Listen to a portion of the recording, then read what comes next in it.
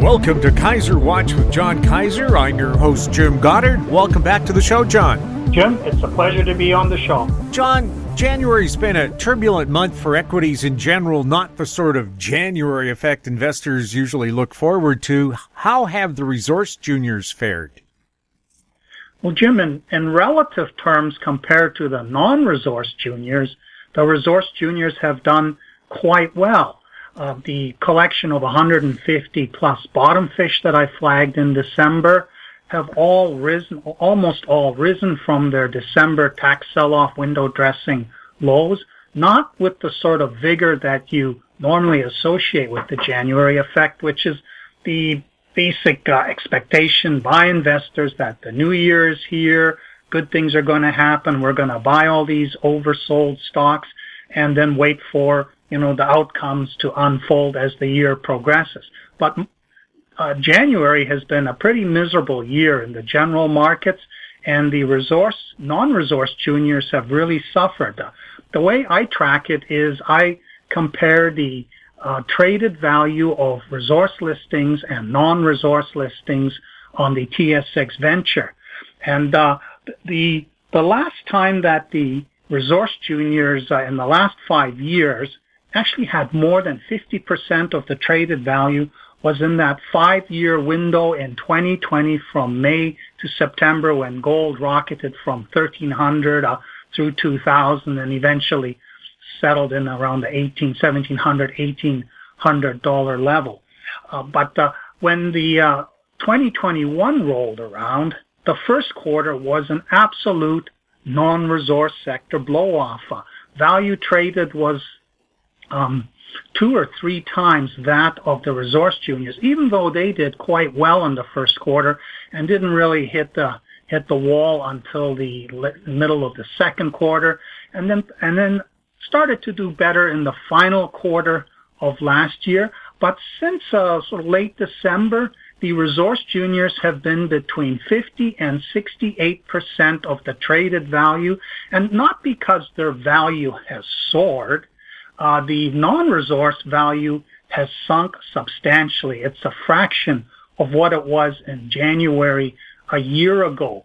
And so while does this mean anything? Well, we're not seeing super big gains in the resource juniors, but we are seeing big sell-offs in the non-resource juniors. And at the bigger market level, what we are seeing now is a rotation out of the so-called growth stocks, companies that do have revenues, but they're priced as if their future revenues are going to be substantially higher, and that we're going to stay in a very low interest rate environment indefinitely. And one of the big themes in the past month has been the persistent inflation in the sort of, well, we're not really post-pandemic, but since the vaccine rollout and people opening up, the inflation 7% in December. To a large degree, that is due to supply chain problems, and they also attribute it partly to the fact that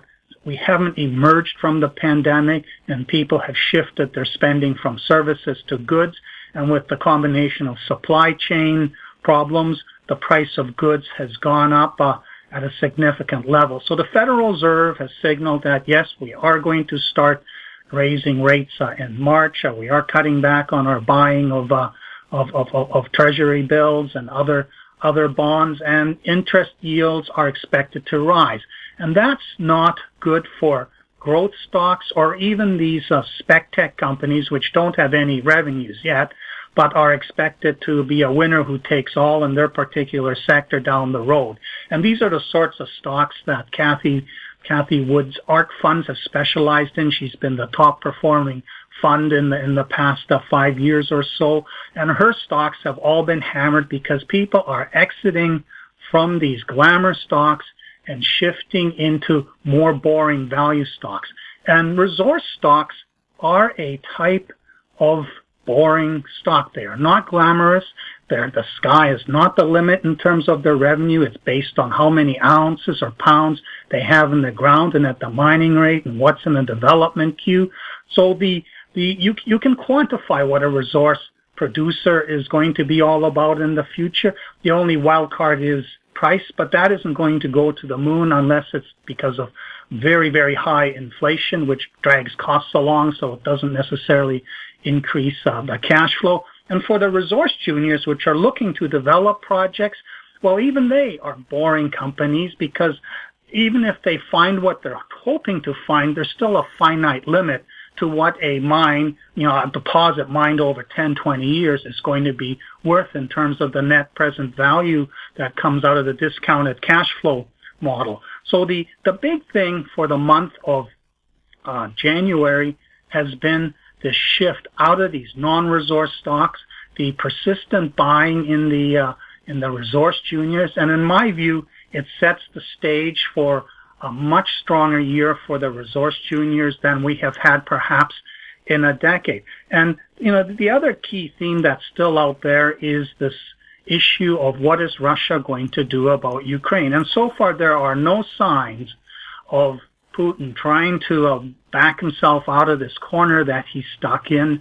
And if there is some sort of invasion, there will have to be a response. And in the past week, we've seen signals from President Biden that he's going to stop tiptoeing around this issue and try and negotiate a diplomatic solution. Putin has pretty much taken his glove and slapped America in the face and said, stand down, you are worthless, you're not the biggest country in the world anymore, slink back to your continent, get out of Europe. And that may be very fine for that portion of Americans who like autocracy, who like to feel the heel of some autocrat's boot on their face. But I think for the majority of Americans, I don't think that's going to sit very well. And there's all this talk now of the Democrats losing both the House and the Senate. The pandemic, Omicron, has not filled the hospitals as badly as was feared. It's still, lots of people are catching it. I, in fact, now know people. In the past 2 years, I hadn't really known anybody who had caught COVID, but now there's people that I know, and they are people who are double vaxxed, triple vaxxed, and so this is going to be an ongoing problem. It's not going to make anybody happy about the situation.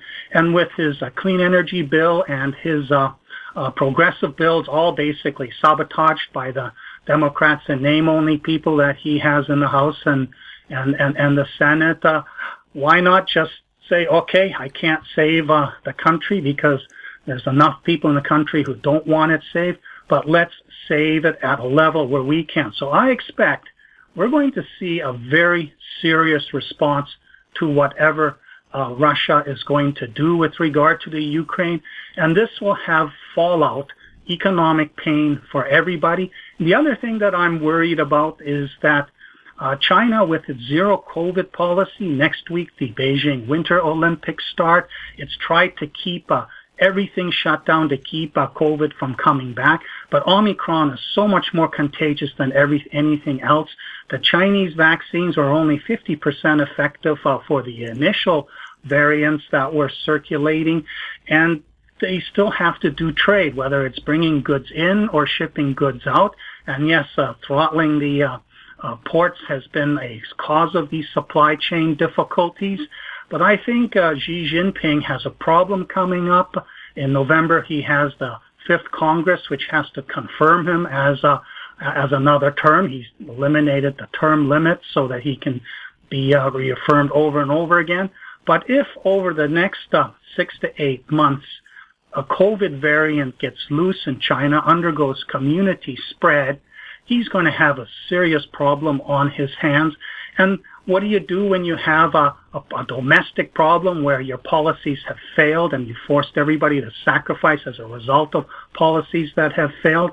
Well, you engineer a distraction, and Taiwan is still sitting there. They continue to move their aircraft in and around it, and the best way to distract an angry Chinese population is to get on with the business of annexing Taiwan, especially if the United States has had to deal with Russia and imposed all these sanctions. You've got all these things going wrong around the world. That would be the time for China to make a move on Taiwan, especially if it is to ensure that Xi Jinping gets confirmed in the November Congress. So from a metals market perspective, all of this is very bullish for gold, and for the source of raw materials, I think it's all going to be very disruptive. And we talked about that last week, and that's why I've been really looking hard at the type of junior that would benefit from this. And this is what I call the district play rethink.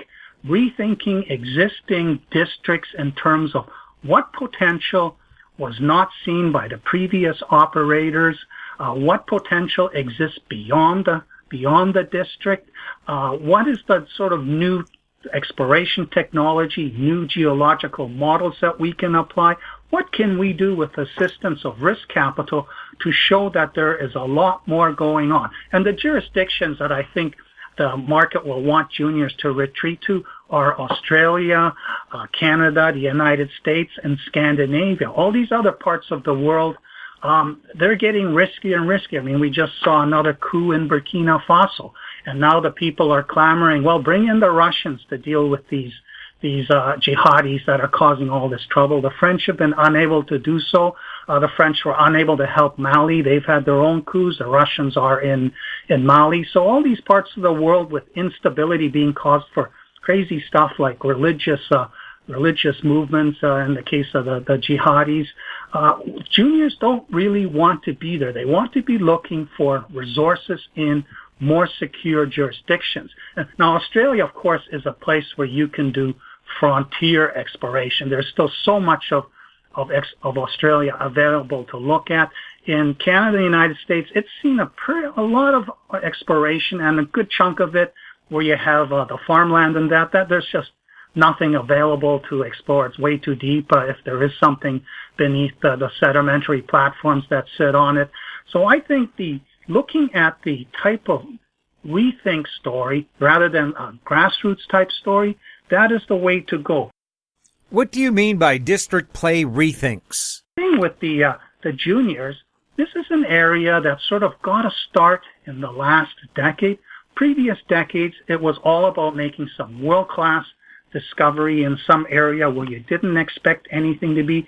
That created an area play. We had Hemlo in 1981 in a part of Ontario come up with a 20 million, Corona came up with a 20 million ounce deposit. It was off from the Abitibi Greenstone Belt area, which had recorded about 85 million ounces. Then we had Eskay Creek in 1989-90 in the Golden Triangle coming up with a deposit which today, if you mined it on the same scale at today's prices, would be worth $6 billion. That created an area play. And in 1991, we had the diamond play explode in the middle of the Northwest Territories, and an area the size of Switzerland ended up being staking and unleashed, 2-decade-long diamond exploration craze, something that the juniors had never, ever really done in past decades. But the last big gasp for an area play was in October 2007 when the Ring of Fire delivered a nickel-copper discovery for Noront, which people thought was another Voisey's Bay. And Voisey's Bay itself in 94, that was an area play too, an incredible discovery, an area that had been looked at. But when you looked a little closer, there was something special there. And again, with an area type play, it's proximity. You own something around it because the big thing wasn't known to be there before. The original party, even though they have time to stake additional ground and claim they got it all, nobody ever believes that. And in the case of Lac de Gras and the Slave Craton, there were other major diamond deposits discovered that became mine. And but the area play, we're not making these large discoveries anymore because there's no place to look for it. You have to go undercover into either barren, younger post-mineral rocks that obscure everything, use geophysics to try and see through and drill deep, expensive holes and try and get lucky without any geochemical support, or areas that have lots of overburden with confusing geochem spread all over giant areas where it takes a lot of detailed work to home in on a target. So the future for the juniors is to go back into existing districts where there was a mine or where there was mineralization found, or perhaps very small mines a long time ago, rethink these districts, consolidate them, and then apply the capital to test beyond the limits of the known mineralization, maybe find something completely bigger and better right in the middle of the existing system, or perhaps push the boundaries of the district, a periphery district type play, and show that, yes, it actually extends beyond the footprint of the original mining district.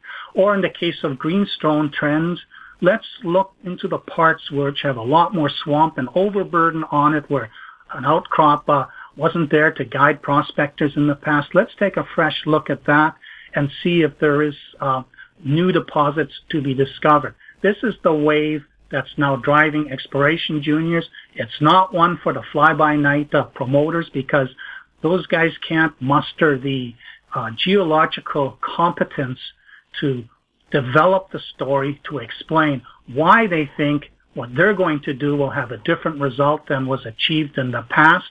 It's going to require new technology, the ability to compile historical data, to spin it around in your computer to show what your target is, then raise the money to go after it. And we're heading into a cycle like this, and that's where the kind of companies that I'm focused on, 3 of them are out of my collection of 2022 favorites. There's 8 of them right now. 3 of them belong in this category.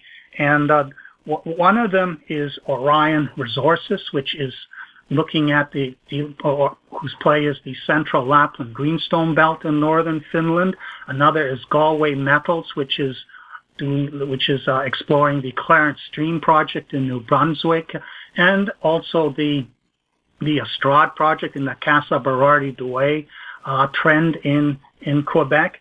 And the third one is Eskay Mining, which is going back to a district in the Golden Triangle where $40 million was spent by other parties, and they're doing a complete rethink of how the entire architecture of this 25-kilometer long basin operates, and developing an entirely new approach to proving that there isn't just another extra 21B zone, Eskay Creek, worth $6 billion, but there are multiple such 21B zones present in this very fertile and large area. What is the Central Lapland Greenstone Belt Rethink of Aurion Resources all about? Aurion Resources was one of those prospect generator farm-out juniors, which in 2014 had not really any interesting stories in its portfolio. And Dave Lotan, who was a big shareholder in the company, ended up taking charge and steered the company into northern Finland. Now, northern Finland is interesting because it has what they call the Central Lapland Greenstone Belt, which has a scale similar to the Abitibi Greenstone Belt, and that has 85 million ounces recorded in it and more coming. But the Central Lapland Belt only had about 9.1 million ounces outlined, even though it had a similar scale.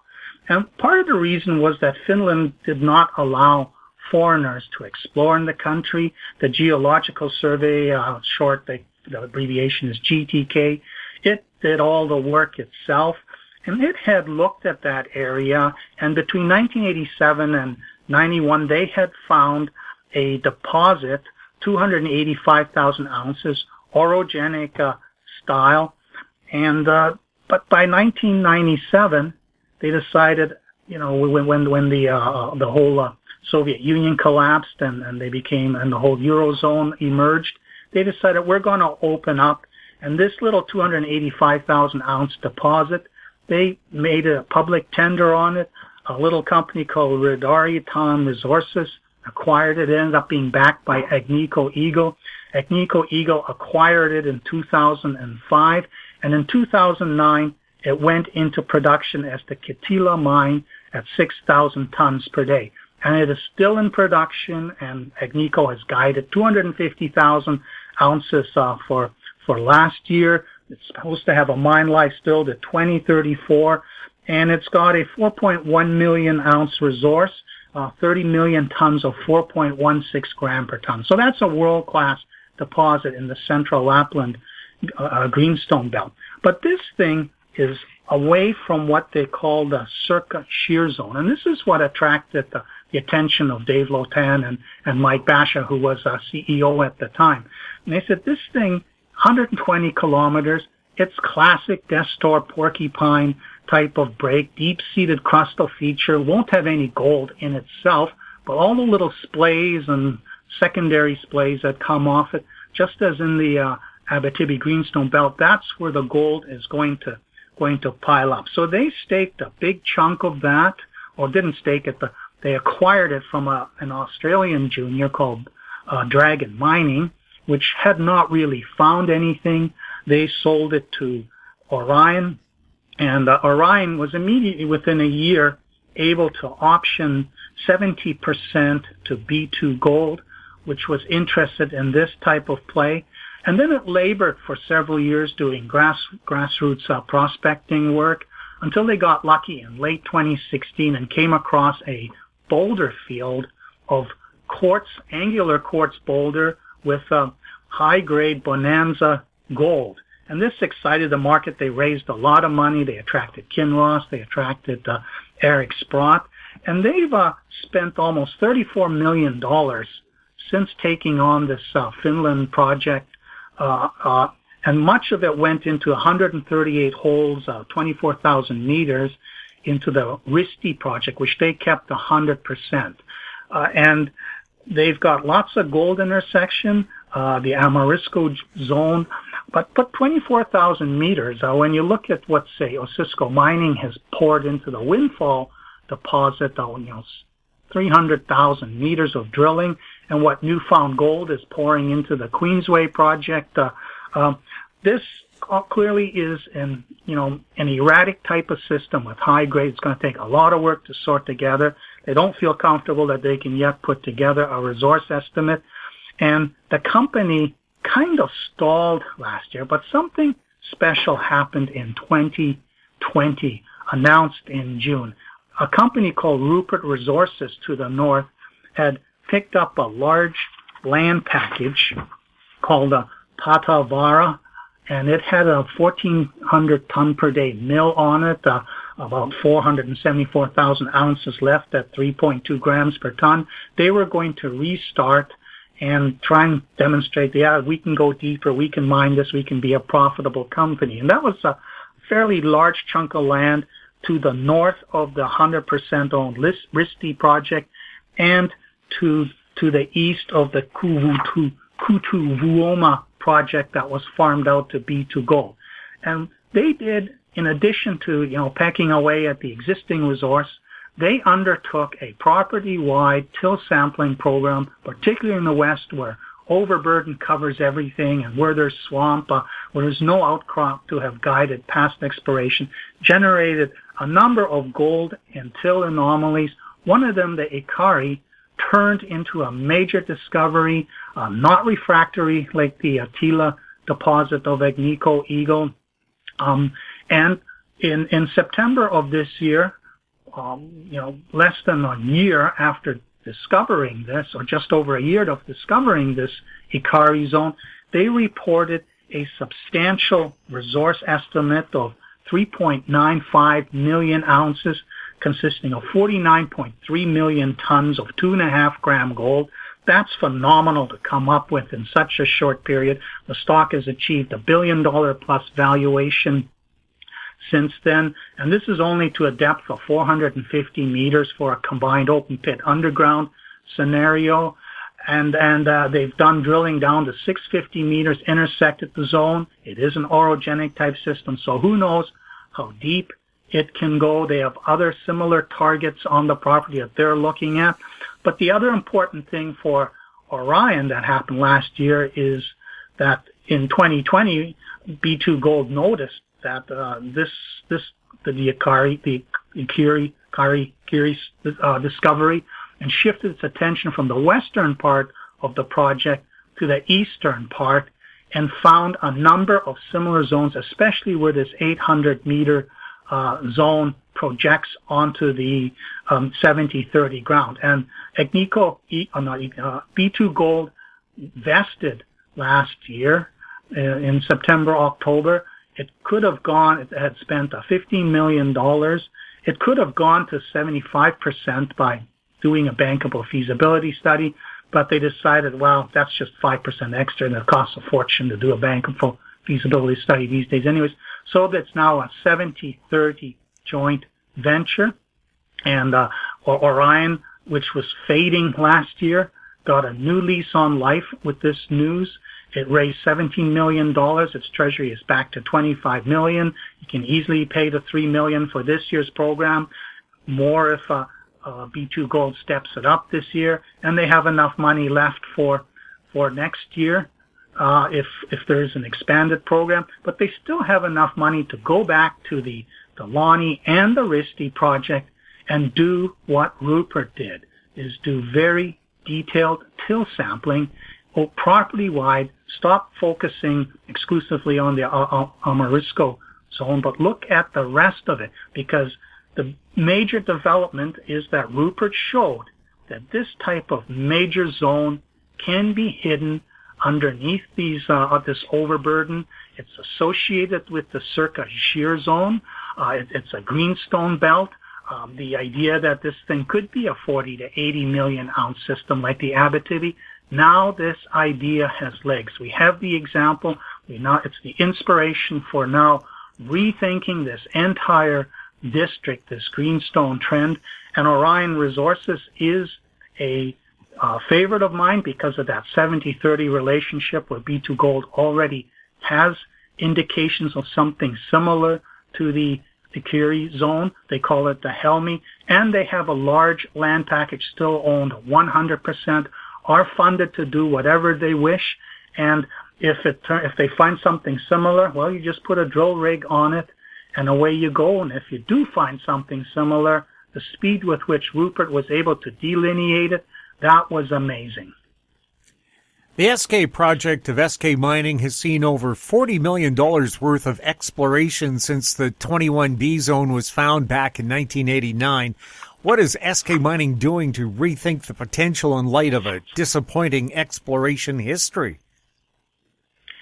Well, the Eskay Mining project has a long exploration history involving numerous companies going back to the 80s, all of them with little bits and pieces of it. The project got significant attention in 1989-90 when the atomic high claims resulted in the discovery of the 21B zone, which became the Eskay Creek mine. And that property is now owned 100% by Skeena, which is showing that although the contact mudstone associated 21B zone has been mined out, the feeder system below has sufficient gold and to be worth mining. But even more importantly, there are lower mudstone horizons, earlier horizons that also show VMS-style replacement mineralization. And so it's looking at that whole land package with the perspective showing, wow, that if you chase this down stratigraphy,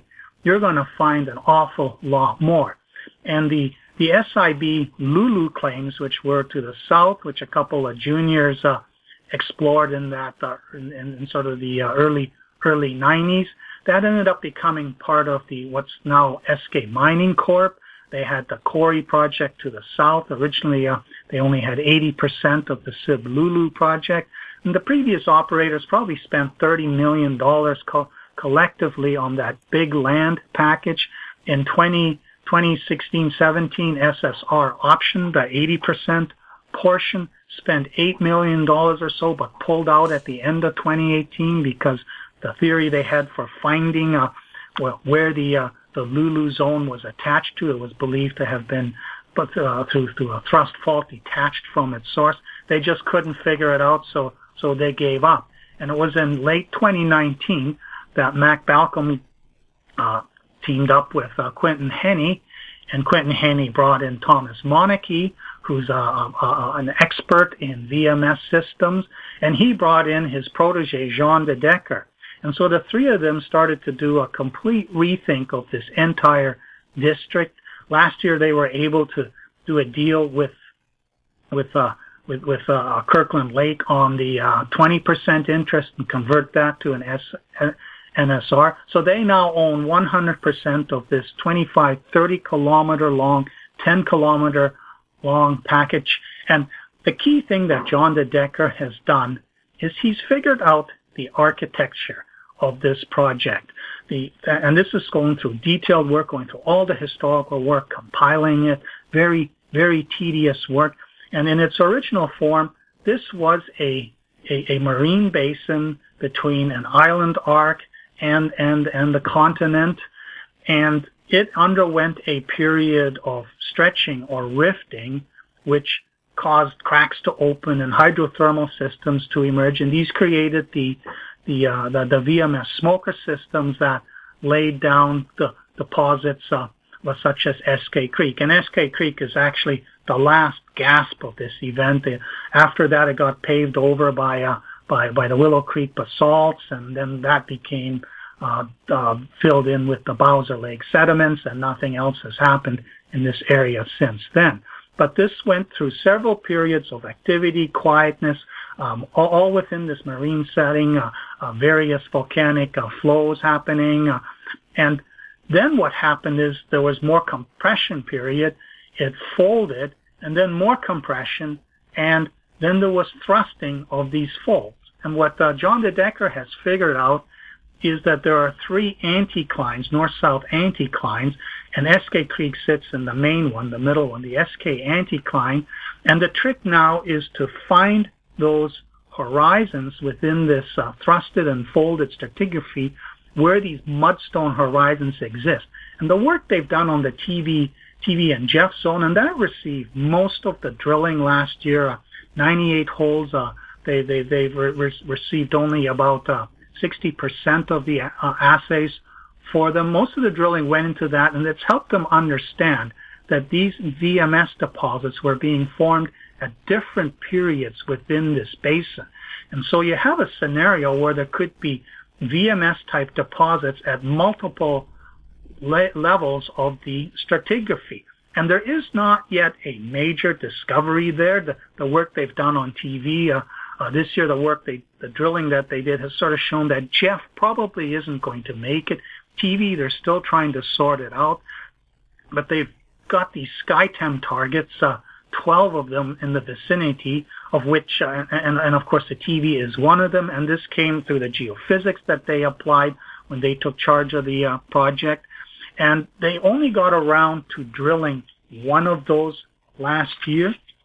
And it's got a pending assay. It's described as feeder-type stockwork mineralization. They see enough in it to know it's going to run something.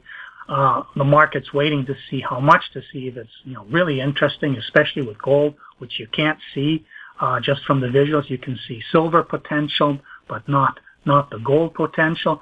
But this is in a higher stratigraphy, and it opens up the other SkyTem targets, these pimples that you'll see on their diagrams. They built platforms on all 12 of them. They didn't have time to drill any. They got chased out of their way too soon. So they're going to try and get in there in June and resume drilling on these dozen targets. They'll go in and also look at do more drilling on the TV, but the market doesn't really care about, because that's now again the brute force stitching together of just one feeder system. But they've also got results pending. They drilled about 6 holes outside this area. They've got in the southern part, they've got the C10 Vermilion area, where when they look closer, they now have a new VMS center there. They've got some holes pending there that could be very interesting. And also in the Scarlet Ridge area in the northeast, which is opposite to the east of Eskay Creek, where they realized that this whole area was mismapped, and it's the eastern limb of this sequence of folds. They've got surface values pending. They already know that they've seen outcrop, and says this is a very interesting area. Only part of it to the south was explored. They have a huge Blake anomaly in this area. So they'll be going in there as soon as possible. In the southern part, that's a more higher terrain. terrain challenged area, so they'll be able to go in there later in the summer.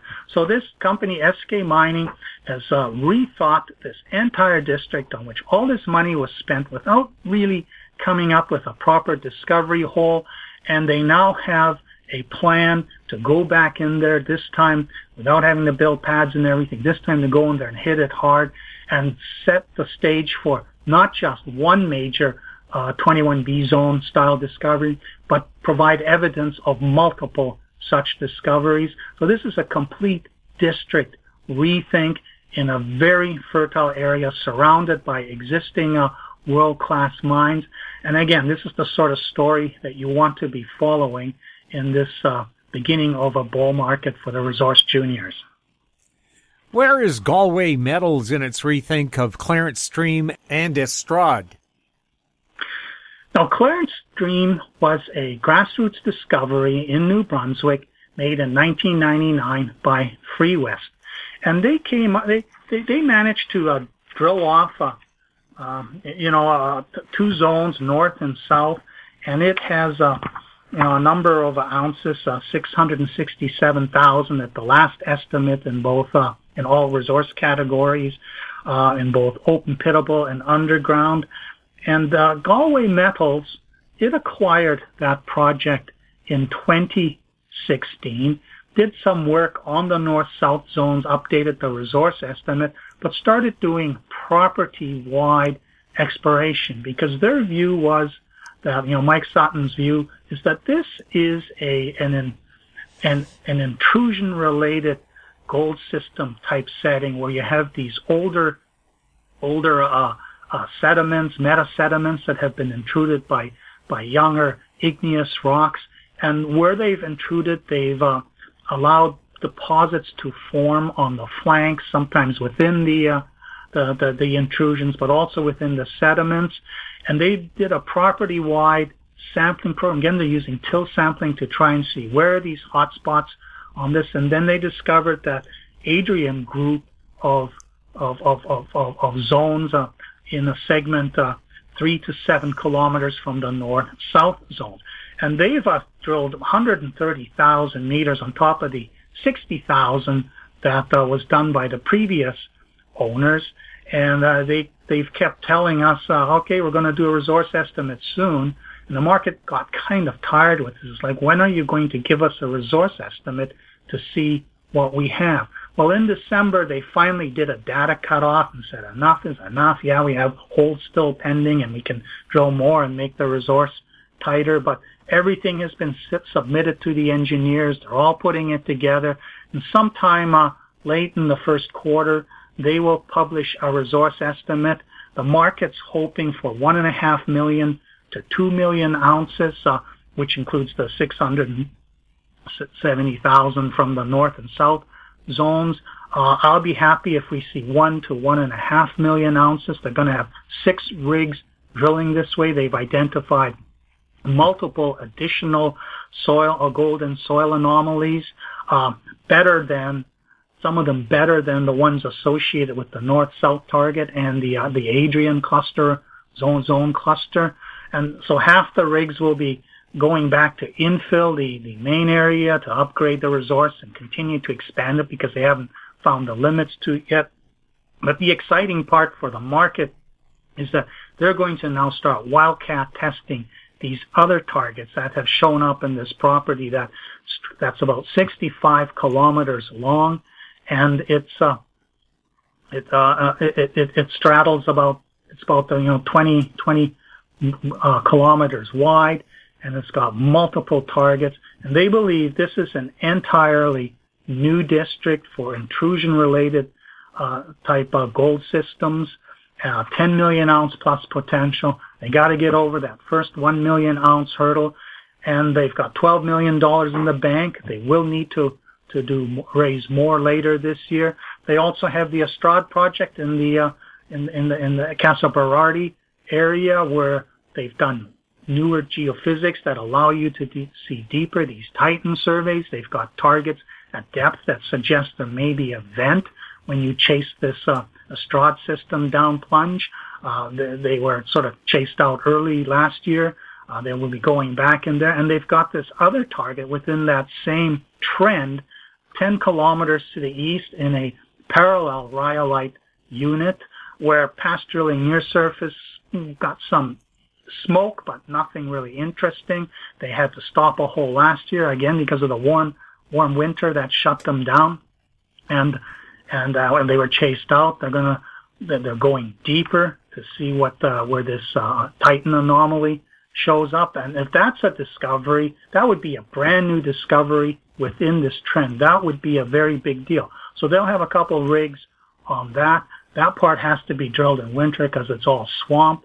The Estrade segment, they can go and drill year-round, so they'll get to that later. So here's a company rethinking two districts, one an emerging district where they're showing that this is much bigger and better than the original discoverers thought.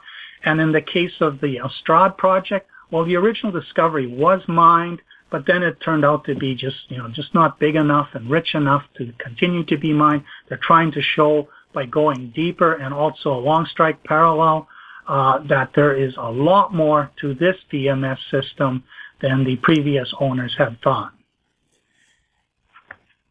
Arizona Silver is part of your Bottom Fish workshop collection. Why are you no longer ignoring the Philadelphia Rethink story?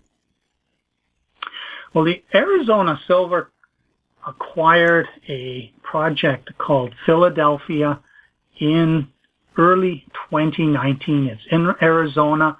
They had been busy with a couple other projects. 2017, the Ramsey project, which was an old silver lead zinc vein that they had reinterpreted as being part of a much bigger system that had been fault offset. And I covered it in 2017, and the market got very excited.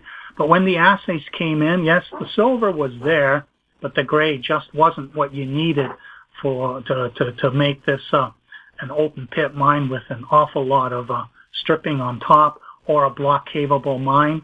And then they picked up the Sycamore Canyon project, which was sort of a serendipity thing through a contact of Greg Hahn. And this was gold, silver, breccia bodies outcropping in Arizona that some prospectors had found. Never really did anything with it. So they optioned it, but it's in U.S. Forest Service land, and the U.S. Forest Service in 2020 when the COVID hit, well, that became an excuse to drag their heels even worse than they do in the best of times. So that project went on the back burner because they're still waiting for a drill permit to test these targets, which have never been tested. But I lost interest in the company in 2019 when they acquired Philadelphia because it was the northern segment of a sort of 4-kilometer long vein called the Philadelphia Arabian vein. It's part of the Oatman mining district, which at the southern end, the original Oatman mine, that was a very good underground mine, but the segment that they had, it was the northern extension of 3 other patented claims. They hoped to show that they could chase it down dip and fill in some gaps in between. But the footprint of this project was small. It was like, okay, you get 1 meter of 30 gram per ton gold. Who cares? This is like a mom and pop type of story. So I paid no attention to them. But one of the things that with these district type plays is the consolidation aspect, which I may have mentioned earlier, is often exploration in the past has been limited by fragmented ownership, old-timers owning all these small claims and nobody parting with them. And down the road, somebody comes along and consolidates the district. And last year, they had success acquiring 3 critical claims, the Perry claim and two other ones whose names at the moment escape me. And they were able to drill the Perry claims. These are patented claims, so they don't have the long permitting delays that they have on the surrounding BLM ground. And they did get confirmation, yes, the high grade exists at depth. We can chase this deeper. But they also noticed something very interesting is they noticed that, unlike in the Philadelphia area, where you have a tight vein, and as soon as you get beyond the quartz vein itself, there's no mineralization. Here, the mineralization bled into both the footwall and and the hanging wall, and it was decent grades, up to 100 meters, total package of 1 to 1.5 gram per ton gold. And so Greg Hahn did some thinking about what is going on here, and they realized that, okay, part of it is where's the boiling zone in this 3.5, 4 kilometer long segment, and realized that this rhyolite dome flow complex is actually the center of the hydrothermal system, and the cap on top that, of course, has nothing in it.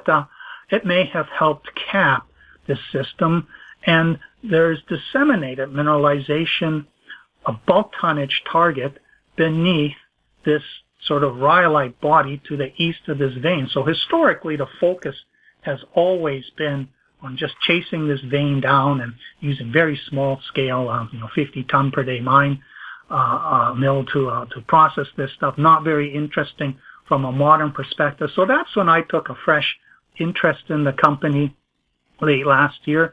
It is one of my bottom fish that I flagged in December in the 15-20 cents range. It's now around 30 cents range. They've raised almost $1 million, so they can go in there, start drilling. They will go in there on the patented claim and drill a series of holes which will test both the down plunge potential of the Perry vein area and a gap in the middle that has never been drilled because there was road access problems. You had to get behind the hill there to get at it. But the key thing is this bulk tonnage target.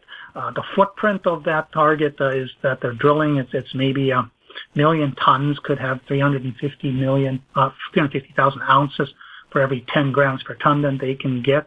But if you look at the other bulk tonnage part, that's a 200 million ton footprint. And so for every gram per ton you get out of that, well, that's almost a million ounces. So this thing could become a substantial new play as a result of rethinking what is the underlying model. It's a low sulfidation epithermal system. They've got the district consolidated. They've got a better understanding of how the boiling zone behaves. It's higher up in the north where it's actually been eroded away. It's deeper down in the southern part where they also own a 1.5 kilometers of extension where there's like just some little sort of outcrop that doesn't have very much in it. They now have a plan to reassess this entire thing, and there's potential for like a 1 to 2 million ounce prize.